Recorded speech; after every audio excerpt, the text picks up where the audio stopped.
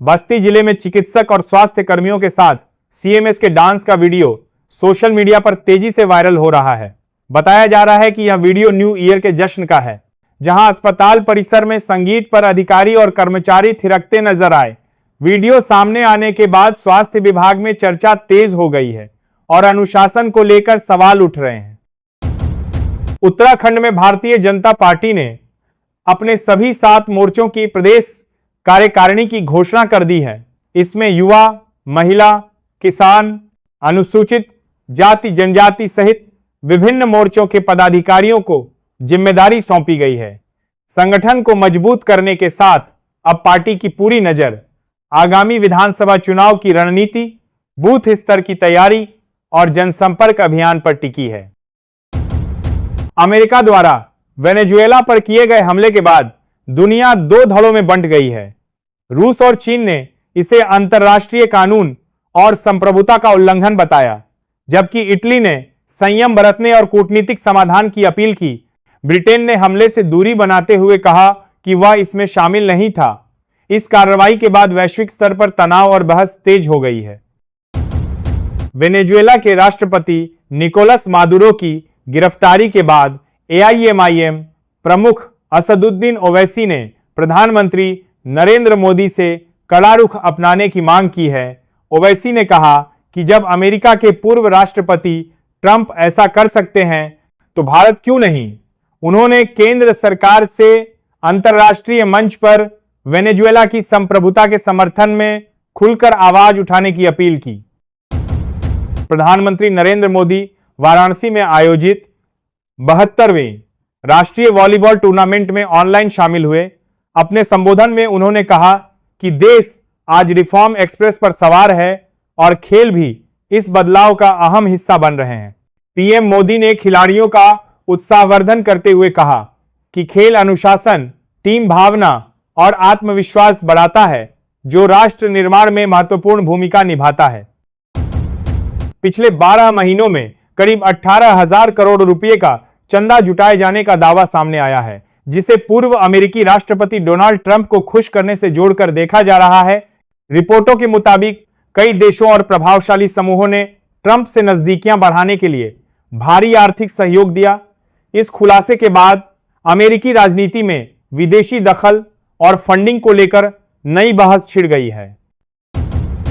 राष्ट्रीय युवा दिवस के अवसर पर ओडिशा में नई पीढ़ी वंदे मातरम के सामूहिक गायन के साथ देशभक्ति का संदेश देगी।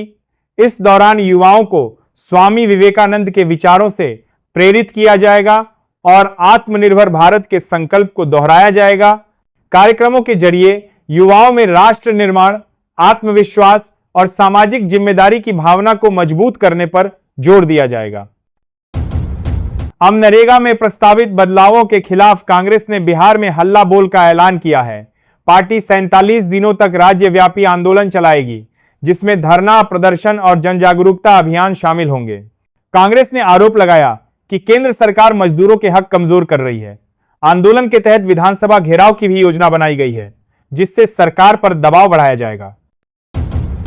कुशीनगर में प्रशासन ने बड़ी कार्रवाई करते हुए बिहार ले जाई जा रही अवैध यूरिया की बड़ी खेप पकड़ी है।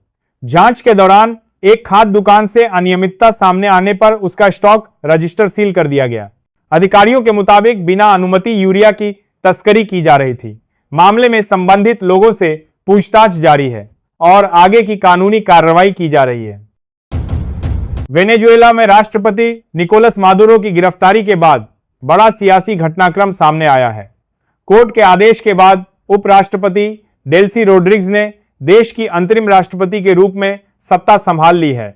मादुरो की करीबी मानी जाने वाली डेल्सी को समर्थक शेरनी बता रहे हैं। सत्ता परिवर्तन के बाद देश में राजनीतिक हलचल और आज अंतर्राष्ट्रीय प्रतिक्रियाएं तेज हो गई हैं। उत्तर प्रदेश में स्मार्ट मीटर की कीमतों में कटौती के बाद अब बिजली कनेक्शन लेना और भी आसान हो गया है। नई दरों के लागू होने से आम जनता और व्यवसायियों के लिए बिजली कनेक्शन लेने की प्रक्रिया सस्ती और सुविधाजनक बन गई है। राज्य सरकार ने इस बदलाव को बिजली उपभोक्ताओं के लिए राहत और डिजिटल इंडिया के लक्ष्य को आगे बढ़ाने वाला कदम बताया है। हाथरस में मुख्यमंत्री योगी आदित्यनाथ 2 किलो वजन वाले विशाल अमरूद को देखकर गदगद हो गए।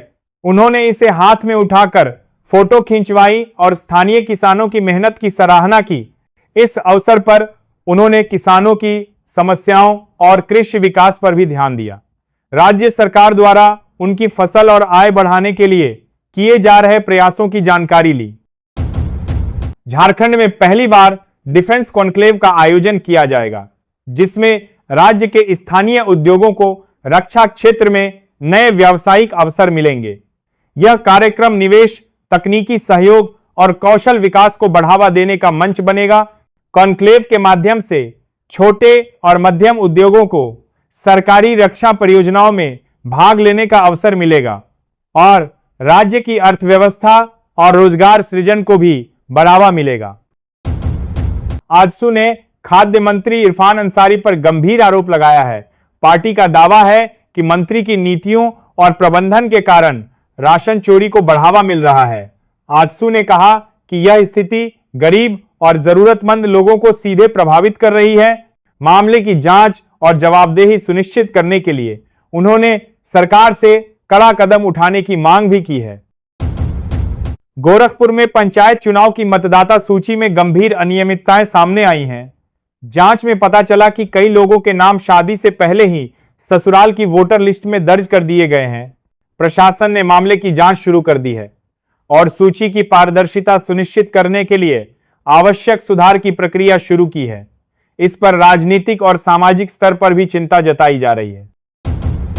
कई दिनों की तैयारी के बाद पूर्व अमेरिकी राष्ट्रपति डोनाल्ड ट्रंप ने बताया कि अमेरिकी सेना ने वेनेजुएला के राष्ट्रपति निकोलस मादुरो को कैसे दबोचा। ट्रंप ने ऑपरेशन की पूरी टाइमलाइन साझा की, जिसमें योजना बनाना, खुफिया जानकारी जुटाना और कार्रवाई तक के चरण शामिल हैं। उनके विवरण से यह स्पष्ट हुआ कि यह कार्रवाई लंबे समय से रणनीतिक रूप से तैयार की गई थी। घटना के बाद अंतर्राष्ट्रीय राजनीति में हलचल और प्रतिक्रियाओं का सिलसिला शुरू हो गया है। नैनीताल हाईकोर्ट ने उत्तराखंड में सरकारी कर्मचारियों के ट्रांसफर पर बड़ा फैसला सुनाया है। अब ट्रांसफर सुगम या दुर्गम क्षेत्र के आधार पर नहीं किए जाएंगे। कोर्ट ने कहा कि स्थानांतरण में पारदर्शिता और निष्पक्षता जरूरी है और किसी कर्मचारी के साथ भेदभाव नहीं होना चाहिए। इससे ट्रांसफर प्रक्रिया में सुधार होगा और कर्मचारियों के अधिकार सुरक्षित रहेंगे। साथ ही प्रशासनिक निर्णय अधिक न्याय संगत और संतुलित होंगे। अब बांग्लादेश चीन के भारी कर्ज में फंसता जा रहा है, जिससे आर्थिक स्थिति पर चिंता बढ़ गई है। विशेषज्ञों का कहना है कि पाकिस्तान जैसी स्थिति बन सकती है, जहां कर्ज बोझ के कारण आर्थिक संकट गहराया था। पहले ही श्रीलंका को इसी तरह के क्षण संकट का सामना करना पड़ा था।